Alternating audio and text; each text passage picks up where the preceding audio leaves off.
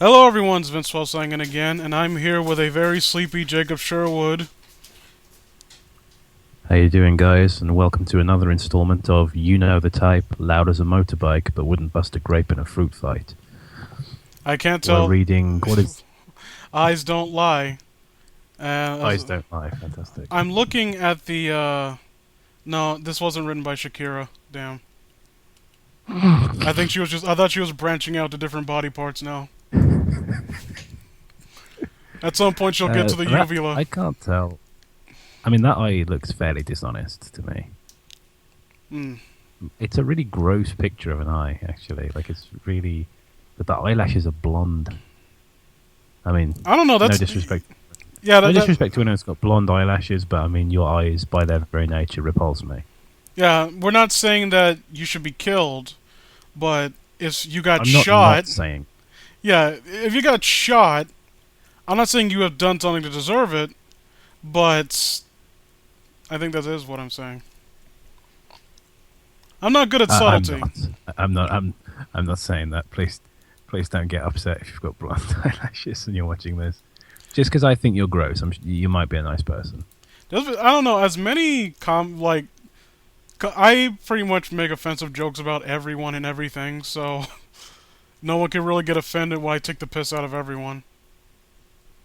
Let's see. Should we read the story then before everyone signs out, going, "Oh, it's going to be one of those episodes where these two just slag everybody off." Yeah, this was written by someone by the name of Gemeralds, which hmm, Wait, their name is Gemeralds. that sounds like someone who was fed up with the misnaming of the Chaos Emeralds. Oh, Gemeralds. Chaos Gemeralds is one of the many. I'm not crazy. My girlfriend's name is Gemma, and Chaos Gemeralds is one of the many nicknames I have for her. Maybe she wrote it.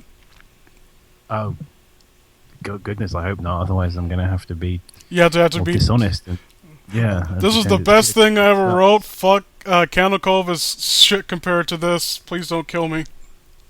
It might be good. Let's find out. Yeah. Am I So, reading? oh, go ahead. The black silhouette of the creature was the only proof of its existence. The little girl, only 5 years of age, sat with a content look on her face. As she sat and gazed at the wall. Wait, hold on a second. Sat with a content look on her face as she sat and gazed at the wall Yeah. where the being laid, oblivious of it. Yeah. Try to. I don't know. There's a reason why people kind of. When people bring up the source when just criticizing a story, they kind of use it as a. Kind of mock the author's overuse of different ways to say a different word. But when you do it sparingly, you keep certain sentences from being redundant. I don't know. I don't really know the format here. Do we nitpick? Because I've never watched your show. I mean, who has? I But mean, yeah, well, I can't even say fuck you. That's completely true. all right. She squealed with delight as her own pet climbed up towards it, still unaware. Uh, A sudden hiss and yelp of pain from her cat alerted the girl of the presence of the monster in her own garden. Wait, why did she squeal in delight? I don't know. I'd probably said alerted the girl to the presence as well. Hmm. Her skin, usually a cherry red, turned as white as the snow that fell. As opposed to the snow that doesn't. An Well, no, omnipresent growl. snow is a perpetually floating. They're just miniature planets, basically. I learned Isn't that what that in Catholic clouds school. are? Clouds are just snow floating through the air. Yeah. I went to the same science class as Bob. The Earth is flat, like a pizza. Like a pizza. Galactus gonna fly by and eat it any second now. Oh my god. So, I despair sometimes. Uh, an omnipresent growl locked her in her seat. She trembled, fearing the unknown. The creature stretched its full length, sounds a bit rude, and clicked Oh the God. bones of its shoulders into their usual place. It was huge, cat-like. The sheen of the emeralds in its eyes seemed out of place in such a hellish being. Well, that's a bit clunky. However, the jagged spires protruding from its jaw betrayed the peaceful demeanor it put on. So it's stable eye, huh? There's Sableye. I hate it when A Pokemon possum, attack. a possum ran out from under the house, searching for a few scraps to gorge on. The icy gems of the demon focused on the possum, freezing the small rodent in place. An eternity passed in front of the girl's eyes as the animals fought an imaginary battle of minds. Slap. Uh, okay. It's just so anticlimactic. The possum hit the floor, faking death as is the nature of its kind. It didn't fool the beast, however. It seemed sentient, almost as if it could feel the life emitting from the possum. It pounced, and yet the possum stayed still. The girl watched without once looking away as the demon clawed at the now writhing possum. The same possum quite a lot. Again, it's just you talking about repetition earlier. Its Mm. grip did not falter, even as the possum's cries of torment became more and more desperate. And still the girl's stare did not falter. A thin line of blood drew across the forehead of the possum, drawing a flick of satisfaction from the predator. This is really In- kind of going on and on about killing this one random animal that walked by. Yeah. In one otherworldly motion, the throat of the possum was ripped out with a large talon that had grown on the underside of the thing's paw. Then it focused its gaze upon the girl. She bit her tongue, forcing herself to move away from the snapping lances that had been aimed at her abdomen. With a binding snap of green light, the beast snapped to her. Again, snap, snap, snap, snapped to her side. At this distance, she could see the unnatural black fur that coated its body, What a the racist. regal stature that it imposed, the sadness in its eyes. Well, answer me this: why is everything to do with white always pure and good, but everything to do with black is terrible and evil?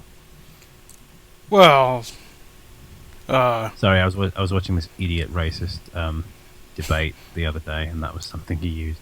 dude, what we've been over this. Race, power plus prejudice times the speed of light. Yeah, it's. I think no, isn't the definition of racism? It's 2 pi r, isn't it? Yes. Oh no, that's the circumference of a circle. Sorry, I get those mixed up because they're both stupid. Right. The next. Oh no! In 1 second, she saw 1,000 deaths. It disgusted her. She didn't know how anything could be capable of such brutality and maintain such an elegant air. Then she noticed the monotone sky in all of these murders. Monotone, Uh, okay? Despite the weather appearing brilliant. She even recognized one of the scenes as just around the street on the day where water warfare was declared. The sky remained as grey as if a storm was brewing. Have I missed a paragraph? it seems like it. I don't think you did though. I don't think I have. No, I haven't. I just scrolled up. The next thing she noticed was a nagging sadness, threatening to drag her down into the current of memories. Then the memories ended. The creature's green eyes had turned a watery shade of blue. Was it crying? It slashed its claws into the wooden porch under its feet, and then made to leave. But its darker side had other plans.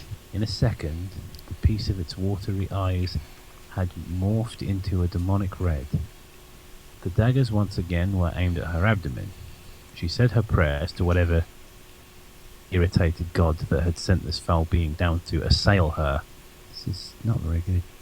No. Sarah Harrison's body was later found with her throat removed and with no trace of an attacker. Parents claimed that she was sitting out in the garden enjoying the weather. As they heard her screams of torment, after an extensive search of the area, no weaponry was found, just footprints that seemed to belong to a cat of a size similar to a lynx. A post-mortem on the child's body came up with nothing. It's like, cause of death, removal of throat. No, that's natural. You know that's natural death causes because you can't. The body can't naturally survive without a throat. Duh. Based on the news story on the bottom, names will change for sensitivity. S- I mean, this is just. I hate when someone shows potential and they. This feels like they were just experimenting with a certain writing style. This is something that you would write to yourself, but I don't think Oh this yeah, works absolutely. as a story that you put out. This would work if there was actually context that actually helped amplify this. Like, this is a random monster showing up in front of a random girl with no name, and the story is that a monster showed up and killed a girl and a possum. The end. Yeah, I think the issue is, like you say, it's not incompetence. It's just that it's one of those things that, like you say, it's now so easy for you to just put your work out on the internet for free that people put any old shit out, even if it's not good enough. And this does not strike me as the. I don't know anything about this author. But this does not strike me as their best work by any stretch.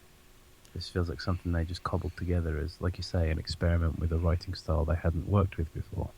I did something to that effect too, like that small thing I told you, where the Earth was a sentient being that hated humanity, Yeah. and I put that on creepypasta, the wiki at one point. And I understand if it's a exercise in trying to, basically show this to us, someone, and see if it gels well with them.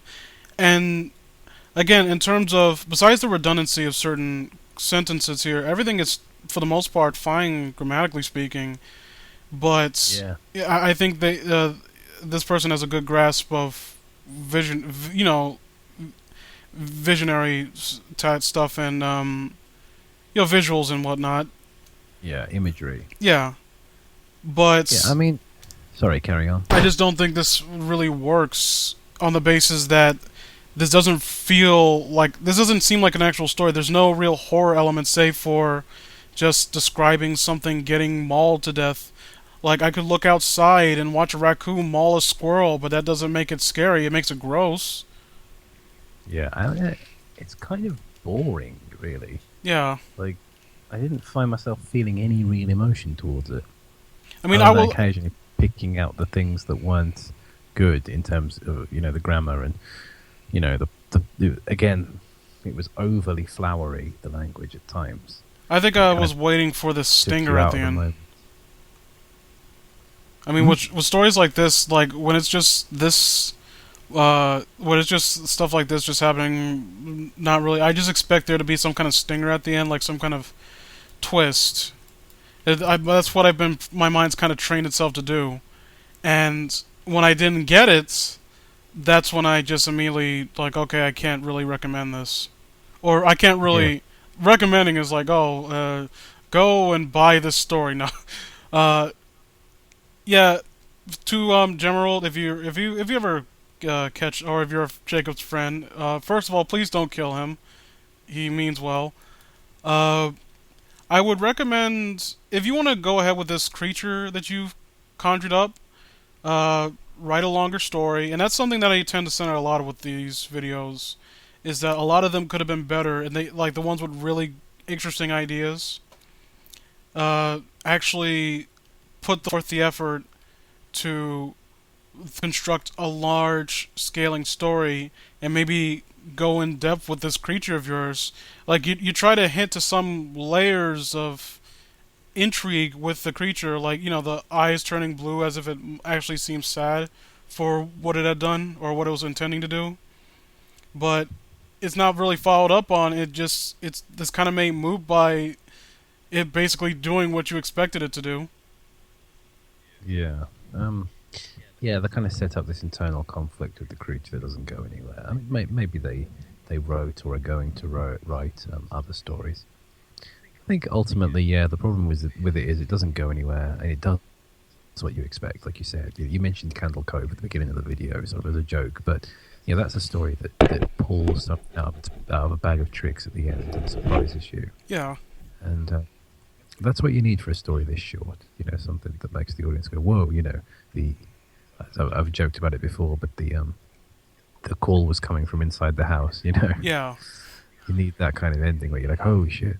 Everything's And just it something doesn't that have ties that. it together. I was speaking to someone, the author of Bedtime, and one of the stories, because I told you before, we went to the same class, and we actually grew to talk to each other over horror stories because I saw him writing, and I think him and I are the only ones that have a real interest in our class had an interest in literature, and he recommended me this story. I think it was called Flashes or Lightning or something like that. And if someone has ever heard of that story, go look it up. I'm not if I can find it. I'll put it in the description below. It's a short story about a kid who keeps complaining to his dad about like lightning flashes outside of his house. And I'm not going to spoil the ending, but it's one of those. It's short, simple, and the twist actually just gives you a slight cringe in the good way. So Yeah. out of all the stars, I would give this story is kind of meandering, short, too short, and it doesn't really do much with what it sets up. So I give it a 10 out of 10. Yeah, if I'm to give this some kind of arbitrary rating, um, like a 4, 5 out of 10, 4, I would say, um, because it doesn't really do anything, but it's not entirely incompetent. So do you want to do one more story? Yeah, sure. Okay, so I'll be right back, everyone. So I'm gonna pause, and I'm going to look up another story. Well, basically, look up by clicking one button. So, uh, hold on, everyone. And we're back with this story called Gran's Box, and I don't think this one is actually cited. Which, if you're gonna put up a story on the Creepypasta Wiki, could you actually cite yourself, please? I know I'm so popular here with my legions of fans that people will actually take my words to heart. Uh, So you gonna read the story? Indeed. Gran's Box. It was always a treat for the three Levine children. Uh, I'm sorry. Just struck a bad chord. Levine is a name I hate after Adam. Sorry. Okay. It was always a treat for the three Levine children when they got to visit Gran's house. Gran's house was big, with plenty of room for hide and seek, and a pond in the garden filled with fish and frogs. For the Levines, who crammed together in a four-bedroom apartment, Gran's house. Take me out of it. Gran's house was a fairy tale castle. It was always a veritable treasure trove of toys, bags of shiny marbles, ebony dominoes stacked neatly in their boxes, shaped hula hoops and skipping ropes. Skipping ropes? Oh yeah, it's the English name for jump rope.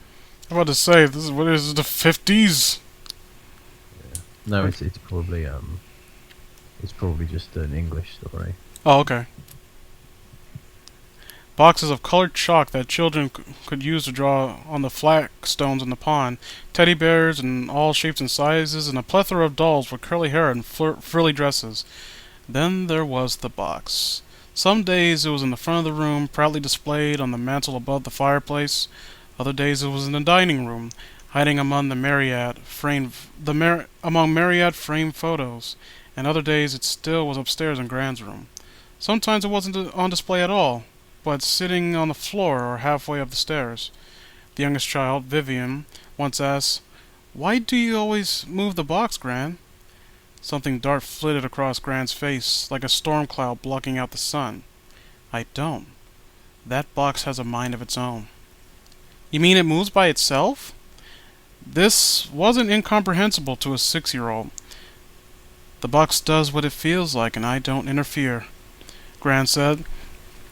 Vivian's sisters were more interested in dolls. They spent hours brushing their hair or rearranging their clothes, but nothing piqued Vivian's curiosity like that box. She was never allowed to touch it, no matter where it moved to. Every time around, Vivian would look at the box and wonder, what was its secret? Why wasn't she allowed to touch it? Years passed, and visits to Gran's house became less and less frequent. The girls were growing up. They had their own lives to live. When Vivian was 22, she moved to the heart of London. Oh, you were right. And that was the last she saw of Gran for a while. She stopped talking about the box a long time ago. Until Gran died. I have to give this credit. I am feeling invested here. The wake was in Gran's house. It was the only one big enough for everyone to fit in. Gran had been did I send you the story? Hello? I think Jacob either left or fell asleep. I'm assuming it's the latter. So I'm gonna still finish this, by the way. In the wake of it, oh, Jacob's mic is funking up, so don't mind. Hello? Hmm. I'm gonna keep going still. Oh. Yeah, Jacob dropped for a second. Let me. Well, it didn't drop. He had to. Okay. Is that working now? Yeah, it's working now. So, I didn't mean to. Was I talking over you or? No, not at all. It's just got that microphone just stopped working. So Well, I was. All I. when you were saying has Jacob gone to sleep, I was trying to speak, but my microphone wasn't working. I had to unplug it and plug it back in. So yeah, like I was saying, I am feeling somewhat invested in what's happening so far. Yeah, it's pretty solid so far. And the wake was held in Gran's house. Excuse me. It was the only one big enough to fit everyone in. Gran had made a lot of friends in her lifetime. Vivian felt a sharp pang in her chest when she stepped over the threshold. It had been years since she'd been in this house, and yet everything looked the same. Older, perhaps more faded, but still igniting the potent memories of childhood. Everyone wanted to offer platitudes and condolences, but all Vivian wanted was some time alone. It would probably be the last time she was in the house she loved as a child, and she wanted to indulge in a memory lane trip. While the guests congregated at a buffet table, Vivian quietly slipped upstairs. Everything was as she remembered it. The carpet pattern, the carpet patterned in various purples, the off-white wallpaper, and the paintings of Gran's old dogs that lined the wall, each and every wall. Somehow she found herself in Gran's room. The shelves on the walls were lined with glassy-eyed dolls, but their curls were limp now, covered in gray film of dust. And on a dressing table, surrounded by pots and powders and lipstick tubes, was the box. Vivian froze when she saw it. All her childhood curiosity came flooding back. Gran's mysterious box that no one had ever been allowed to touch. Looking at it now, Vivian didn't even know it had fascinated her. It was just a plain wooden box, 13 by 6 inches, the brass catch fastened by a padlock. It was nothing pretty, nothing special, but Vivian could swear it was calling to her. It wasn't a voice much, more like a tugging sensation, as if invisible hands were trying to pull her towards it. She took tentative steps forward to pick up the box. Suddenly, she felt like a 6-year-old again, breaking Gran's most stringent rule. She half expected Gran to come into the room and start scolding her, but Gran wasn't here anymore. Vivian made up her mind then and there. Then. She was taking the box. She slipped it into her handbag and didn't think about it again until she got home. It was 10 o'clock, and by the time that Vivian, I'm sorry, I'm kind of flustering a bit. By the time Vivian arrived back to London, her flat was located above a butcher's on the corner. She hated walking past the butcher's during the day when all the slabs of meat were on display, sitting in pools of blood. At least at night, the windows were dark and the meat stored away. Up in the flat, Vivian took the box from her handbag and placed it on the freestanding bookshelf by the side of her bed. She didn't plan to keep it there permanently, but she was too tired to find a proper home for it now. Kicking off her shoes, she flopped into bed. Sleep crept over her in minutes, Vivian dreaming that she was standing in a field waist-deep in grass. There was nothing around her but green, an endless countryside. The sun was setting. It looked like spilled blood over on the horizon. Dread prickled up her spine. There was something wrong with this place. She couldn't see it, but she could feel it. A bone-deep sense of self-preservation that kicked in when danger was close. She started to run. Somehow, she had to get out of this field. She hadn't run more than a few meters when a hand broke out of the ground, scrambling blindly at her ankles. It was gray skin, yellow fingernails gnarled and broken. Vivian screamed and kicked the hand away, but another punched through the earth. It caught her other foot and pitched her forward into the ground. More decaying hands broke through the ground, fumbling over her body, pinning her down. She fought and kicked and writhed, but both hands were too strong. A pair closed around her throat. Vivian tried to scream because she couldn't even breathe. She snapped awake, clutching her throat, gasping. Her lungs ached as if something really had been trying to choke the life out of her. Gran's box was sitting on the nightstand next to her bed. Vivian frowned. She was sure she had left it on the bookshelf. Gran had told her that the box had a mind of its own, but that seemed like such nonsense to Vivian now. Besides, that had just been some story for Gran to tell the children. She hadn't actually believed it. Had she? By the time the sun was up, Vivian felt thoroughly silly for allowing a dream to frighten her so much. Dreams were nothing more than the workings of the unconscious mind. True, she hadn't had a nightmare in years now. But on the night following Gran's funeral, she was hardly going to be dreaming about rainbows and candy canes. She must have moved the box in the nightstand without realizing it. It was the only explanation. Still, Vivian felt a twinge of unease when night fell. The shadows shifting through her flesh seemed to be more menacing now, as if gray-skinned hands might burst forth at any second. Her nightstand was empty now except for the lamp. She moved the box into the kitchen. It didn't look quite right there either. The nightmares were worse this time. Instead of grasping hands, the whole skeletons climbed out of the lonely field, their eyes empty and blind, but all turned in Vivian's direction. The air was heavy and with a stench of blood and meat. The skeletons opened their mouths to speak, but all Vivian could hear was the creaking of bones. This was a dream. She had to wake up. Vivian lurched awake, gasping. Huh. One minor error there. Impressive. The blood stench still clung to her nostrils, so strong she could taste it. It was like someone had slaughtered a pig in her flat, and she could smell everything spilling out of its body. Take me back. What?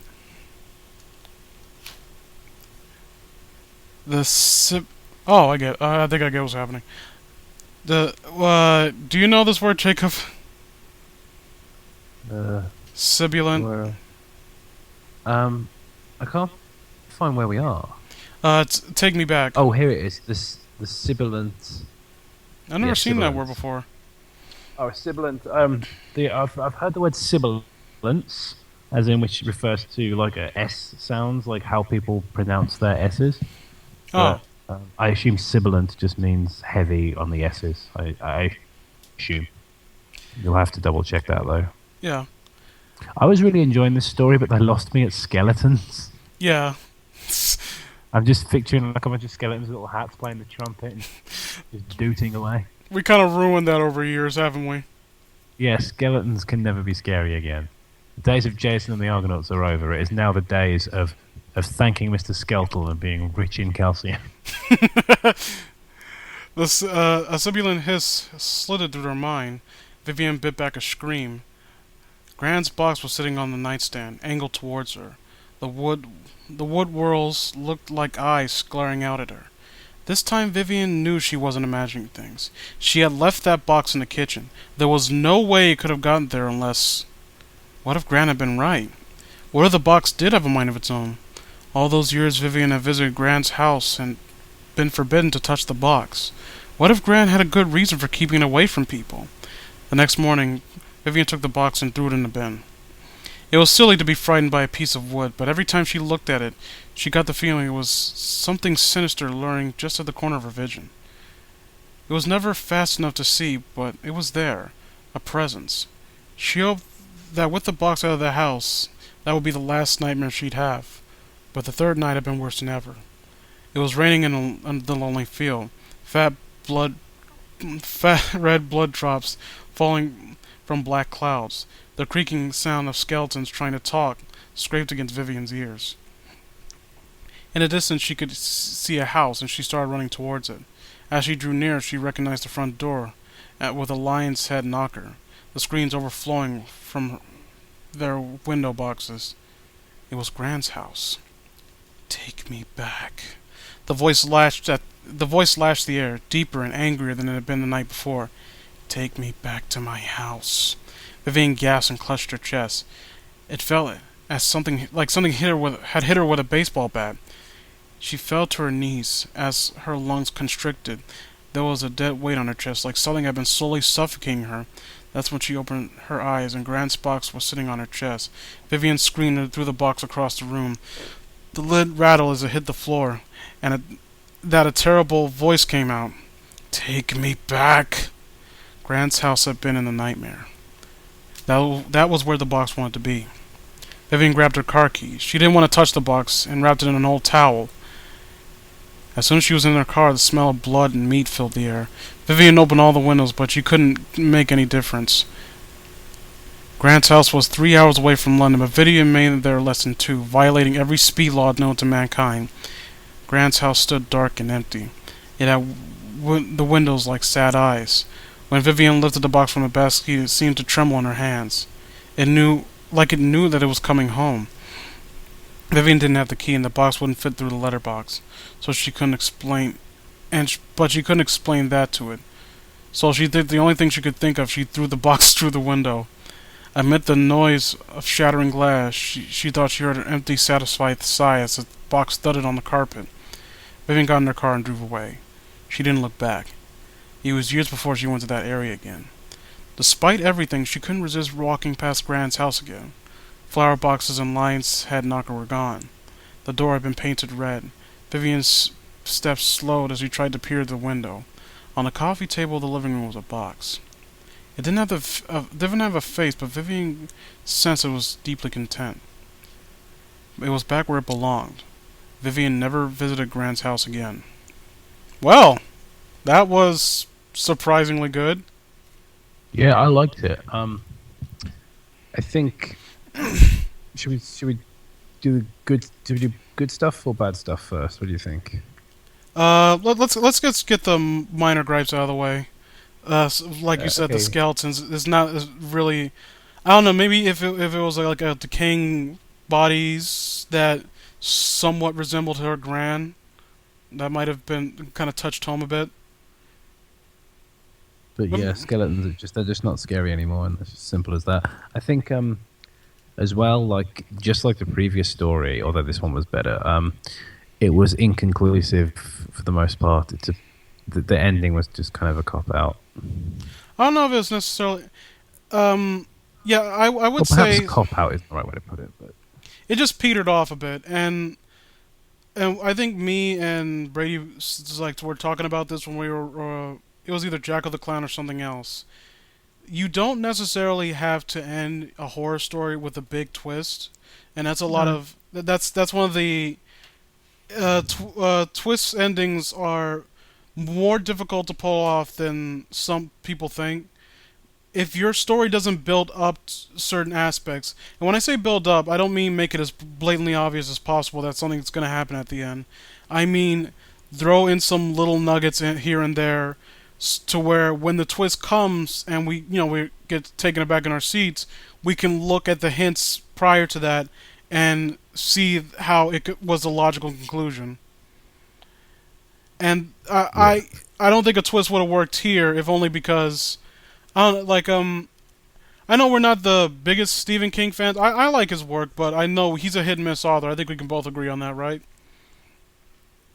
But I'm getting like one of yeah, his definitely. books. I think it was a short story. Like you ever read like something about a monk? What was it? What's the name of those clapper monkeys where they had the cymbals and you wind it up? I just can't remember the I name know, of no, it. I know the things you mean.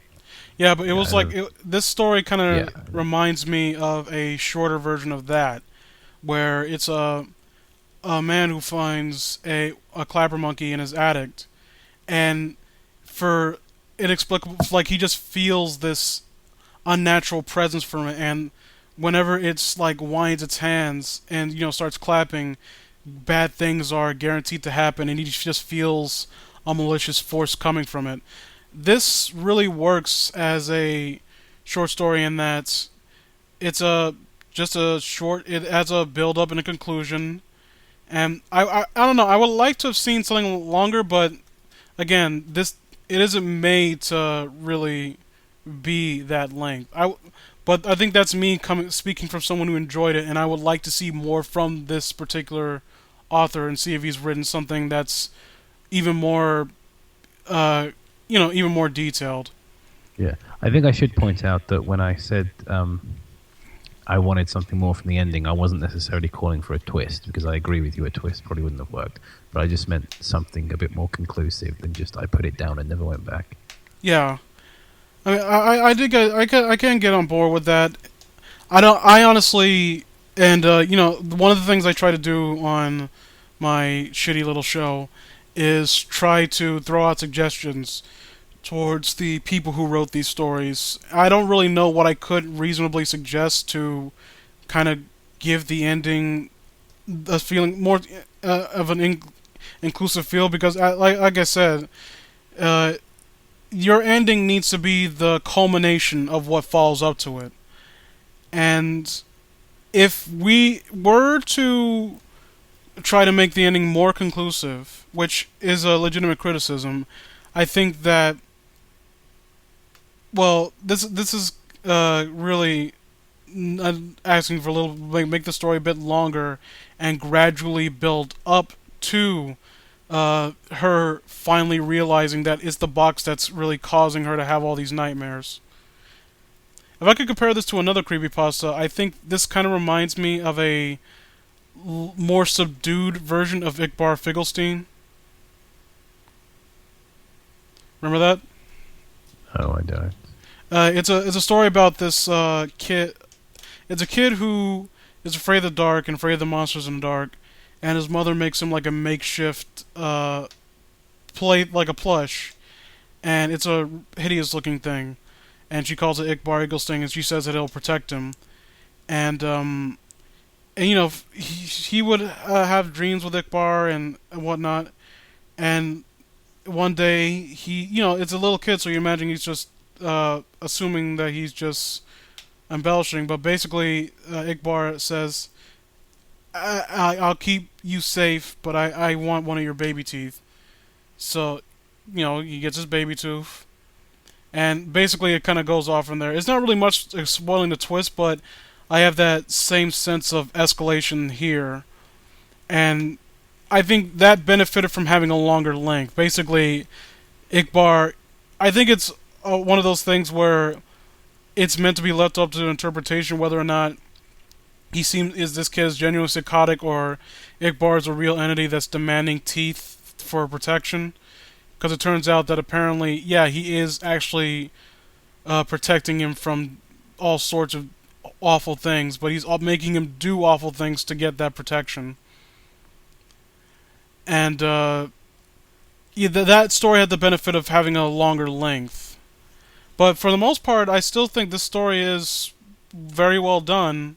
Like, I actually did grow to really get interested and see where it was going. I was, as you said, disappointed that the ending just came and went. But I can't, honestly, like, I did come here, I did end the whole thing satisfied.